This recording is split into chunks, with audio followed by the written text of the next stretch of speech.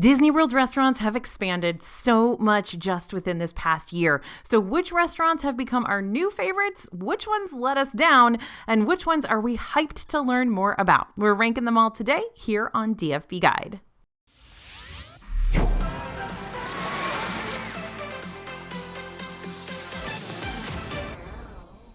Hey everybody, it's AJ for Disney Food Blog. As more and more sit-down, fast food, and character dining experiences enter the Disney World scene, the more honest reviews and taste tests we get to do, which is what we love because new food is exciting food. That is science. So today, I'm gathering up all our newest reviews to rank these restaurants from best to worst on a scale of 1 to 10, based on our personal experiences. Now, even if something ranks lower on our list today, that doesn't mean you need to be avoiding it. We'll give you a list of pros and cons to go along with each restaurant, because what doesn't work with our group might very well work with yours, and vice versa. We're going to start with Carousel Coffee. It's not exactly fair to put Carousel Coffee over at Boardwalk Inn as the last place entry on our list because it's competing against a lot of major restaurants here. But all in all, it's your standard hotel lobby coffee shop, and there really isn't anything unique about it. Carousel Coffee serves Joffrey's coffee along with various pastries and eats for a quick breakfast or snack. It does have a few options like the New Jersey crumb cake that's great for those who love pastries that go real hard on the cinnamon, the crunchy raspberry Danish with tart crunchy bits on top to break up the sweetness, and the vintage Mickey sugar cookie, which is a traditional sugar cookie that almost looks too cute to eat, that you're only going to find here. But the New Jersey crumb cake you used to be able to get over at the Boardwalk Bakery. The raspberry Danish is okay, but nothing destination worthy, and the vintage Mickey sugar cookie you can get almost the same thing over at the Riviera. Now, as far as drinks go, you've of course got your coffees like the super sugary cinnamon bun frozen blended coffee and the Shakerado, aka double espresso shaken with vanilla over ice,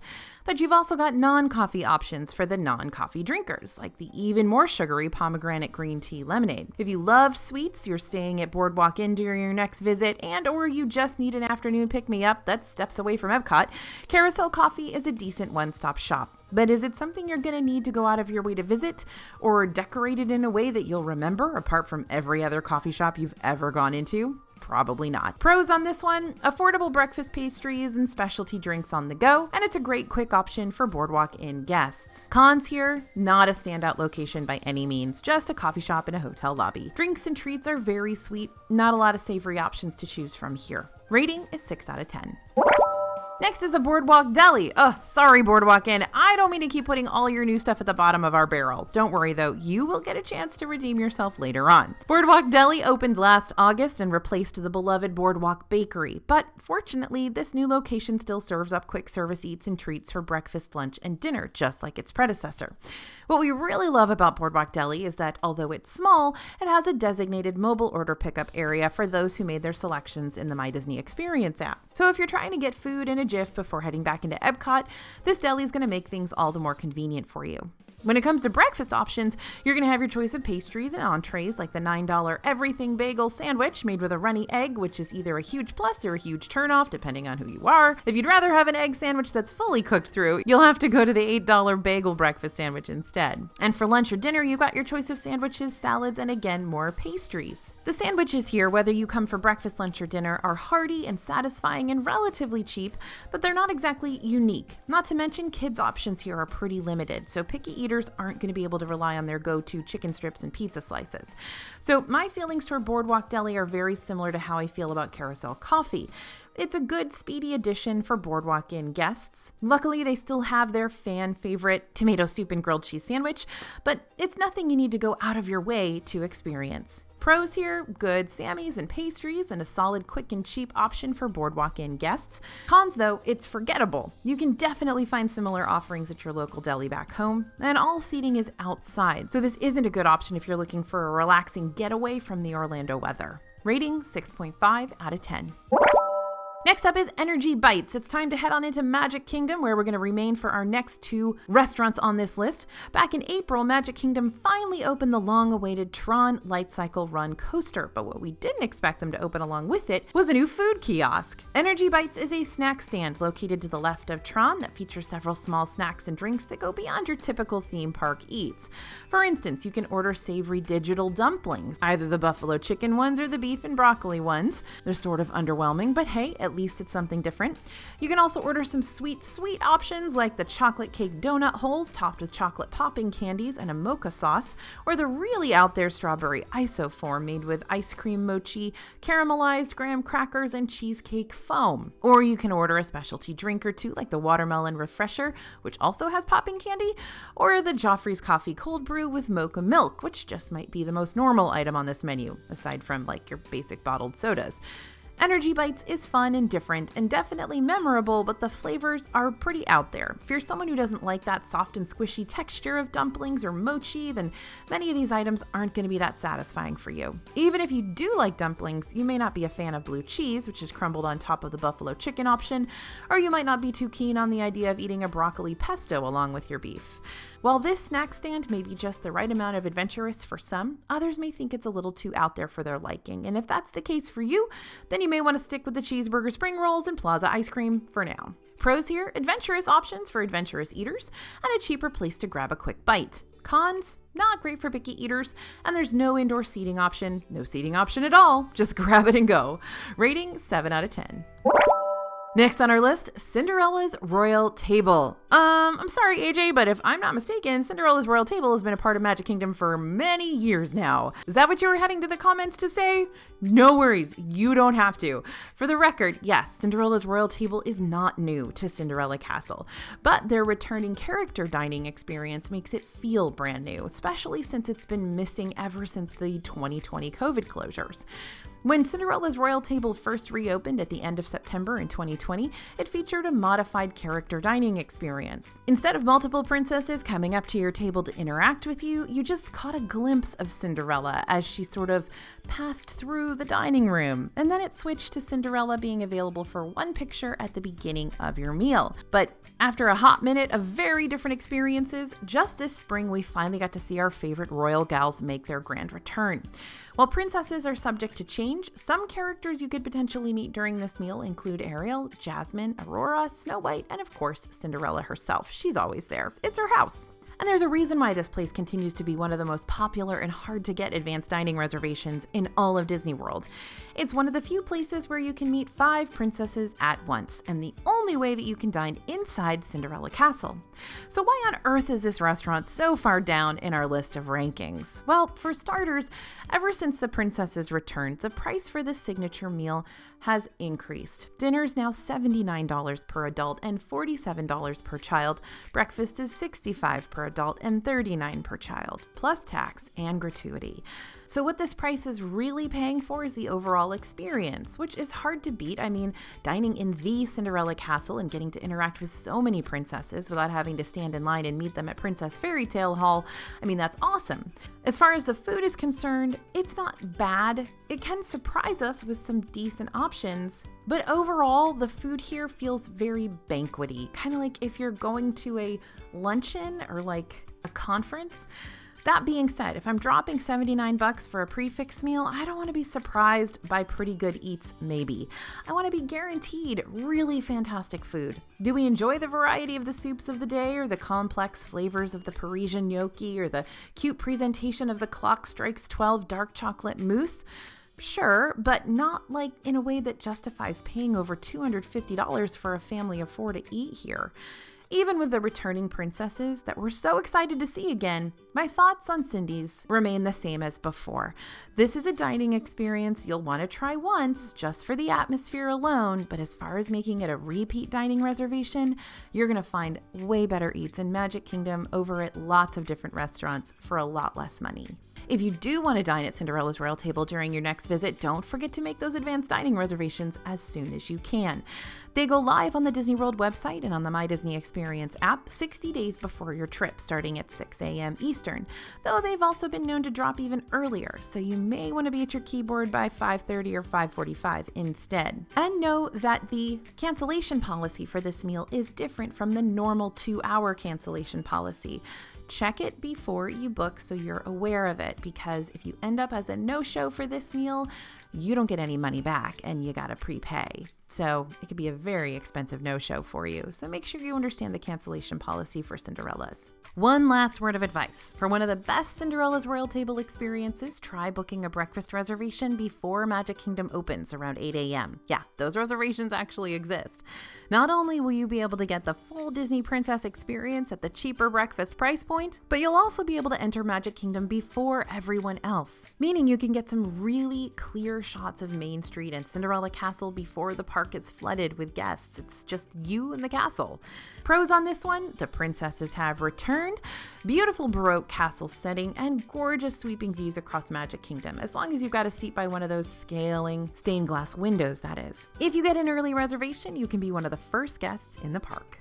Cons, if you care more about paying for food and less about paying to be entertained, this isn't the advanced dining reservation you need. And it takes a chunk out of your Magic Kingdom Day 2 experience as well. It's also very difficult to get reservations for, and one thing I've always noticed eating at Cinderella's Royal Table is that I feel very rushed. It's not like you're going to get a leisurely and relaxed meal for that $80 you're spending. You're going to get rushed in and rushed out so they can turn the tables faster so they can make more money. That is what this restaurant is all about. So be prepared to get in, order your food, say hi to the princesses, and get out. Rating here, 7 out of 10. Next up is Akershus Royal Banquet Hall. Now, this is over in Epcot, and it isn't a new restaurant in the Norway Pavilion or anything, but it's also got a recently returned dining experience we've been missing since those closures that we always are talking about. Akershus Royal Banquet Hall is a character dining restaurant where you can enjoy a meal and meet some of the Disney princesses. Hey, how about that? In a royal castle-like setting. Hey, how about that as well? Now, this is not the full-on castle like Cinderella's, but it does feel castle-y in there, so that's cool. Now, Akershus has been an all-you-care-to-enjoy dinner since this past November, but breakfast and lunch returned to this character dining experience starting on May 14th, so we're going to talk about that. Breakfast is served in a prix-fixe fashion at $53 per adult, $34 per child, ages 3 to 9. So here's where I start to fight for Akershus as the superior princess character dining experience. First off, it's less expensive than the breakfast you'll get over at Cindy's. Still pricey, yes, but a little bit less so, and you'll still get to mingle with just as many princesses here as you would inside the Magic Kingdom castle, and sometimes Cinderella's even here too. So it's not like she's exclusive over to her castle. Secondly, since the breakfast at Akershus is served family style, the price you pay for this meal is all you care to enjoy. So if you're hungry enough, you could really eat your money's worth. Thirdly, advanced dining reservations are easier to snag here than they are at Cinderella's Royal Table. So if you miss out on those early morning ADRs for CRT, you'll more than likely be able to get them for Akershus and still have the chance to meet all those princesses in a single meal. Fourthly, there are cheesy potatoes here. Okay, to be fair, they're not the best cheesy potatoes out there or anything, but they're still cheesy potatoes and they're pretty tasty. It's hard to screw up a cheesy potato. What I will say about Cinderella's Royal Table breakfast, however, is that you'll more than likely find a few more unique items on the menu over there. Although we did stumble upon some less than common breakfast options at Akershus, like the salmon dip with meat and cheese accompaniments and the Norwegian waffles, this is still a fairly run-of-the-mill breakfast buffet spread, though. Aside from the princess meet and greets, Akershus is also similar to Cinderella's Royal Table in the way that you can make reservations early starting at 8:30 a.m., which will put you in Epcot before it opens at 9. Granted, this isn't as early as the reservations you can make over at Cindy's Place, and you'll still be mingling with the early theme park entry guests around that time, but if you happen to be staying off property, this is another way to still get through Epcot gates 30 minutes before everyone else without having to stay at a Disney resort to pull it off. Plus, when you're done with breakfast, you'll be right there next to Frozen Ever After, ready to get in line. Pros on this one, reservations are easier here than they are at Cinderella's. It gives you the chance to meet a bunch of princesses during a single meal, and it's great for those who love breakfast foods, and we love a lot of them. Cons here, not the best for those who want some more unique options other than standard breakfast eggs, bacon, and sausage, and you still don't want to pay that much money for that much food. And it's not the best for those who really don't care about meeting the characters, which is one of the biggest appeals of dining here. Rating, 7 out of 10. Next up is Nokusis. Okay, last year, Disney's Grand Floridian Resort and Spa closed down their upscale yet casual seafood restaurant to work on enhancing its menu and dining room. On April 1st, 2023, the restaurant finally reopened with its fresh look and new dining options. Now, Nokusis has always been a middle-of-the-road restaurant for us. There are some options we've really enjoyed in the past, but more than anything, we liked how this dining establishment juts out over the Seven Seas Lagoon to give us a nice view out across the water. And that that part of the restaurant hasn't changed. Insider info, if you book a table here around 8 p.m., then you might just get to see the fireworks and/or electric water pageant after your meal. Just saying. What has changed is what's on the inside, which sounds more philosophical than it probably actually is. For starters, the dining room got a bright and airy refresh with cool tones and a coastal laid-back atmosphere, which, I'm going to be honest, I think that the previous situation was cool tones and a coastal laid-back atmosphere, but hey, it's a different one now. And we got a ton of new seafood-based dishes added to the menu, with our two new favorites of the bunch being the ocean-inspired charcuterie board with ahi tuna pastrami, charred octopus and lobster sausage, and the plancha seared scallops and Parisian gnocchi with English peas, tasso ham, and truffled Meyer lemon cream. All in all, the elevated menu changes, along with the relaxing but still classy dining room updates, were good moves on Nokusis' part. However, there are two major things I've got to warn you about. First, this restaurant is very seafood heavy. If you're a seafood connoisseur, like lots of members of the DFB team are, then this is the opposite of a problem. But if you'd rather skip all the fishy flavors, you're not going to have a whole lot of options to choose from here. Second, this meal is pricey. Entrees range between $34 for that veggie-based roasted vegetable paella and get as high as $87 if you want to go all out with the surf and turf platter. Fortunately, you can order things a la carte, so you're not forced to pay for more than you're wanting to order, which many other high-end prix-fixe Disney restaurants seem to be doing nowadays. That being said, that gnocchi we were talking about earlier is priced at a whopping $52 for pasta. I'd say Nokusis is a solid place to book a reservation if you're celebrating something special or wanting to go on a fancy date night sometime during your trip, but if you're looking for something more affordable and maybe even kid-friendly, I'd suggest heading over to the resort's Grand Floridian Cafe instead, or taking the monorail over to Disney's Contemporary Resort to dine at Chef Mickey's for the kids. Pros here, great for those who love elevated seafood cuisine, and it's good for date nights and celebrations. It's also a classy setting that doesn't feel stuffy. Cons, it's very pricey. It's not great for those who want to steer clear of the fish, and it's also not great for kids who may get bored when there aren't Disney characters in their face. Rating 7.5 out of 10. Now, we interrupt this video to bring you some big news. Trails End Restaurant, aka the former All You Care to Enjoy Skillets restaurant at Fort Wilderness Resort and Campground, closed back in mid-April 2023, and it's undergoing a major refurbishment. When it reopens later this summer, it's going to be a marketplace concept with expanded quick service options. So this is on our list of new restaurants. Now, we've really enjoyed Trails End in the past, so the news about it closing to make way for a new fast food joint on the resort grounds was bittersweet. But we're still excited to learn more about this marketplace concept when more details are eventually revealed. I mean, is it just a food court, or is there going to be more? But for now, if you're staying at Fort Wilderness in the near future, you won't be left foodless. Fort Wilderness still has dining options like P&J's Southern Takeout, Crockett's Tavern, and the Chuck Wagon for you to choose from.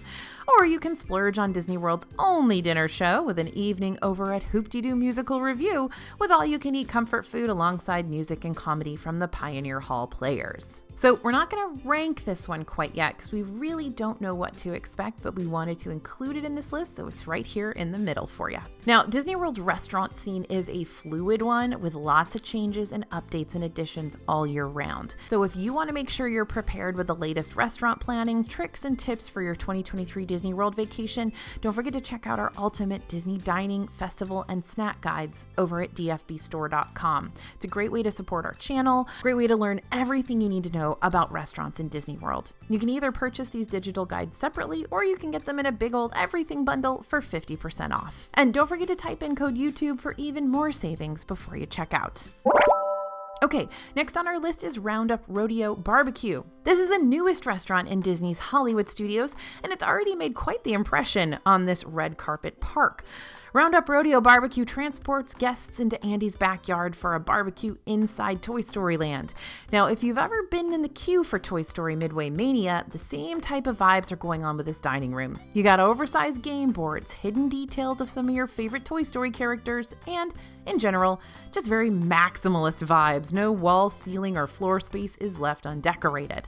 But the immersive parts of this restaurant are what really make it fun. Unfortunately, the giant pencils that you could sign your receipt with at the end of your meal have stopped being used for now, potentially because they weren't being returned after being used, but other immersive elements continue to be a big part of this dining experience. For instance, when we were there last, Sarge, one of the Green Army men, announced a yard sale over the restaurant speakers, just like in the Toy Story movie. The servers all went into a panic, but thankfully it turned out to be a false alarm, and Sarge reassured us all it was actually a lemonade stand, not a yard sale.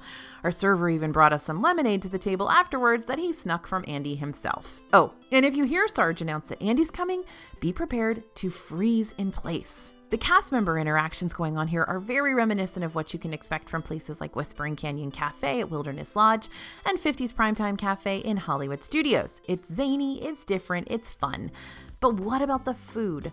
The barbecue here is served up family style and all you care to enjoy portions. So if you want seconds or thirds of your salads or your sides or your meats and desserts, all you gotta do is ask.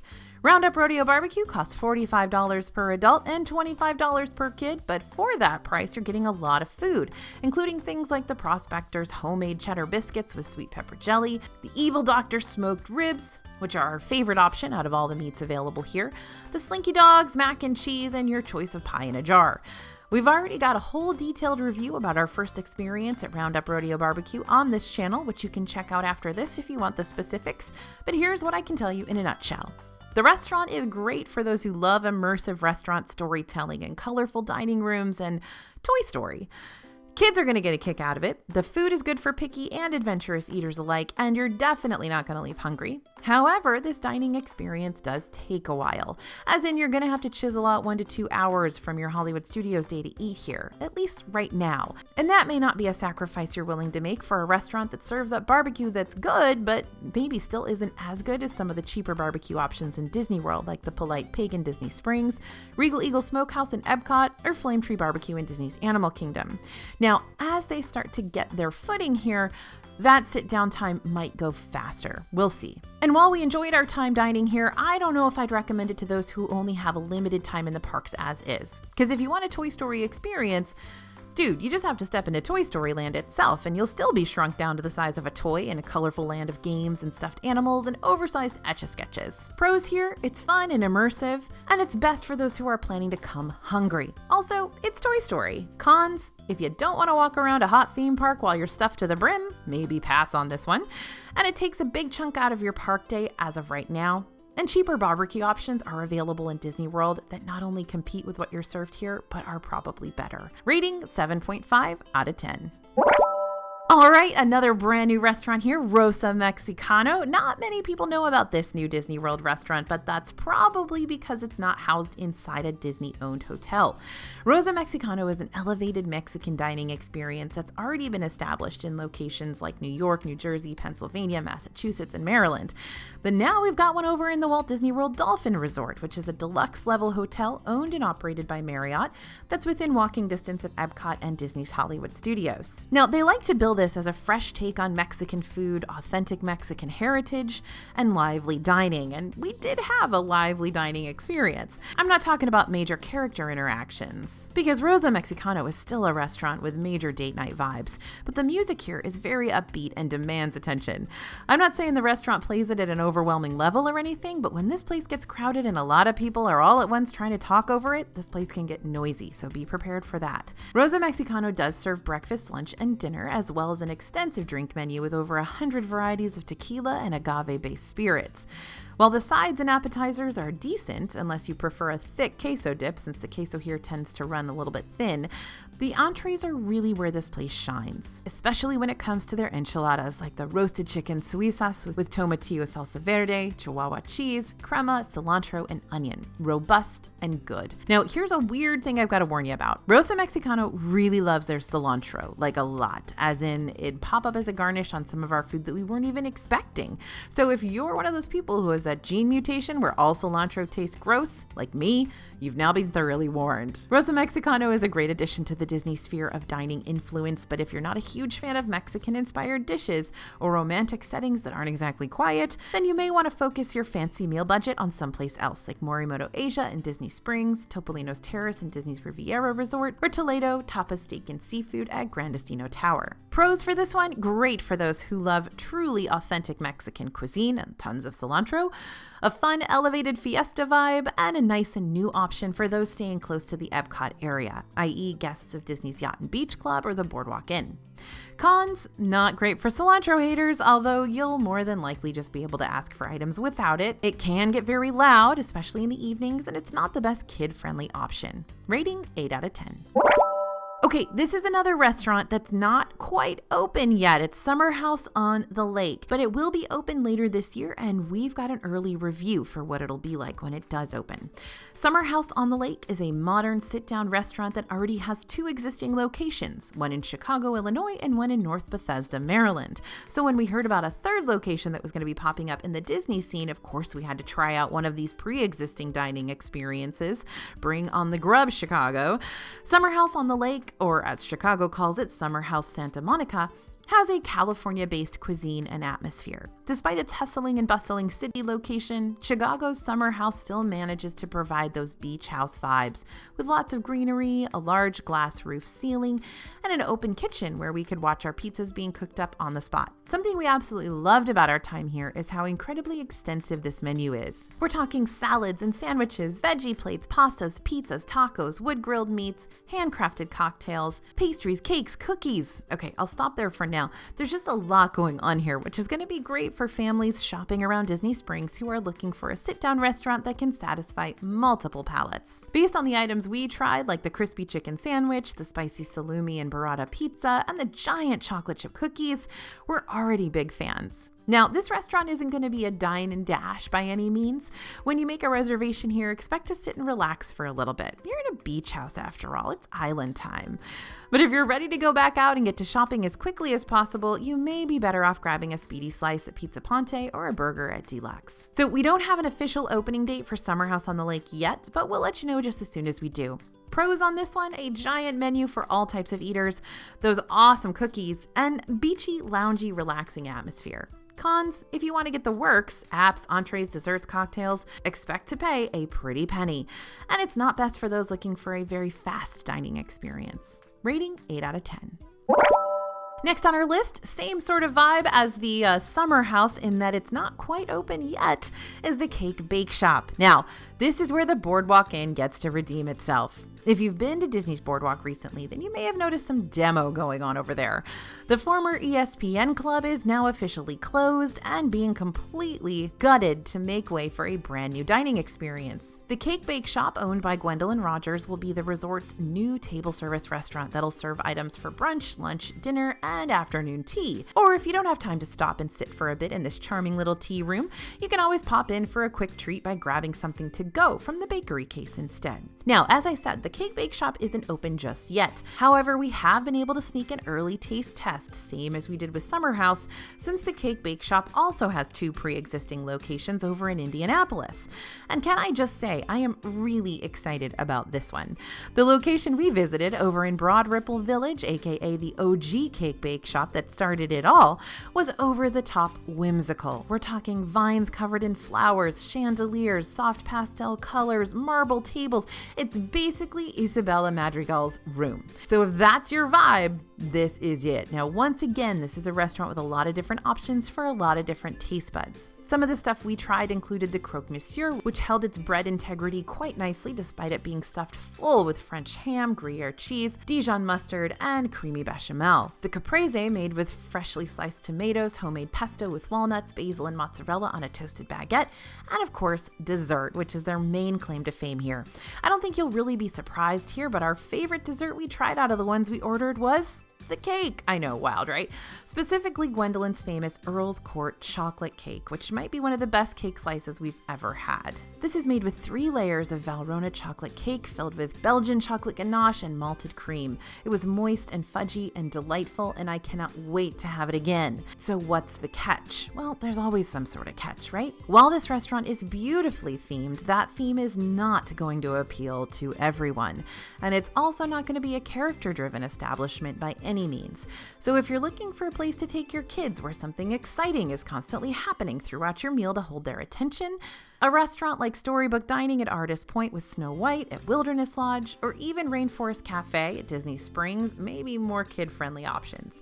Also, while Carousel Coffee and the Boardwalk Deli are cheaper and quicker options now available in the Boardwalk area, that's not going to be the case with the Cake Bake Shop, unless you get a bakery item to go, of course. So save back some extra dining funds if you want to take some time out to enjoy a meal here. There's so much more I could say about the Cake Bake Shop, but if you want to hear what else you can expect from this new location straight from the baker's mouth, we did get to do an exclusive interview with Gwendolyn Rogers herself, all about the future of her restaurant inside the Disney bubble. So if you want to take a gander at that when you get the chance, I'll link her interview down in the description below. Pros for this one: high quality brunch option, afternoon tea, which is fantastic. It's a beautiful dining room if that's your style vibe, and the cake is bomb. Cons: no opening date as of yet, but we'll let you know just as soon as we get word. It's supposed to be this year. It's not going to be a quick or a cheap option, so just make sure you budget your time and money. And it's not best for those with younger kids who may get bored of not seeing Mickey everywhere. Rating, for now, 9 out of 10. Now, Epcot hit us with breaking news about an up-and-coming World Showcase restaurant not too long ago, and even though we can't rank it just yet, I've got to talk about it here because I am so excited about this restaurant. Shikisai Sushi Izakaya is coming to the Japan Pavilion this summer and will be a table service restaurant featuring a festive dining experience in shareable izakaya style. This is going to be a very sushi teppin-heavy menu with an open sushi bar and grill for all my sushi fans out there. But on top of that, if you're not a sushi fan, you're also going to be able to enjoy Japanese izakaya, which is like a casual pub-style restaurant that puts an emphasis on drinks and chit-chatting with your pals in small plates. The restaurant will be located above the Mitsukoshi department store in the Japan Pavilion where Tokyo Dining used to be. Bonus, you just might be able to catch some Epcot fireworks at the end of the night because you'll have a view of them. We're excited to learn more about this new offering, and we'll make sure to let you know when we catch word of an official opening date, but I will say I am very, very excited about Japanese fried chicken. And here we are with another A, returning dining experience in an already well-established restaurant, and B, dining experience that hasn't actually opened just yet. Garden Grill is one of the only places you're going to find Mickey Mouse in Epcot, and he's joined by Chip, Dale, and Pluto, who will all come to your table to provide ample entertainment at this family-style restaurant. Now, those of you who have followed the channel for a while know how I feel about Garden Grill. I love it. I love it. I love how often you get to see the characters during your meal. I love the comfort food you get with Chip and Dale's Harvest Feast. I love how this restaurant literally rotates over Living with the Land.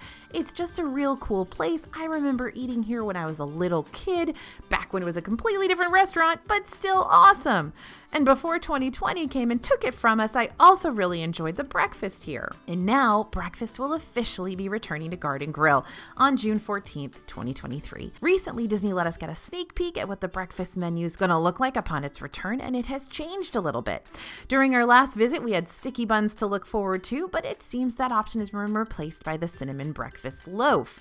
Though the dishes themselves could be pretty similar, it is going to be a little bit different. The pork sausage and tater tots are currently missing from this updated menu. However, the grilled flank steak and cheesy potato casserole, hello, cheesy potatoes, have been added to the list of all you care to enjoy options.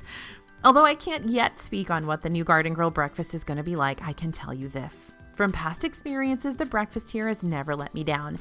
It's always been well prepared with thick cuts of bacon, creamy eggs, flavorful meats, but much like I say about the other breakfast options out there, you're not going to find anything too adventurous on the menu, not before the 2020 closures and probably not after this breakfast's prodigal return. Breakfast will be priced at $42 per adult, $27 per child, plus tax and gratuity. We'll make sure to hit you with an updated review once this Garden Grill option officially goes live again. Pros here: consistently good food. You get a lot of one-on-one character interaction time here, which is awesome, and it's a rotating restaurant, come on. Cons: not the best option for more adventurous eaters or non-breakfast fans, and honestly, you're missing out on lunch and dinner here, which might be pricier but is really good. Also, it's not back yet, but it will be soon. Rating, I'm giving this a 10 out of 10 because it's Garden Grill and I love it, but it's okay with me if you guys want to make that a 9.5 out of 10. I get it. Okay, friends, now it's your turn to chime in. Which restaurants are you most looking forward to trying out during your next visit? Let me know in the comments, and as always, keep tuning in back here with the DFB team for all the latest Disney dining updates and reviews and recommendations and hopes and dreams. All of it. Thanks for listening, everyone, and thanks for watching. As always, this is AJ for Disney Food Blog, and we'll see you real soon.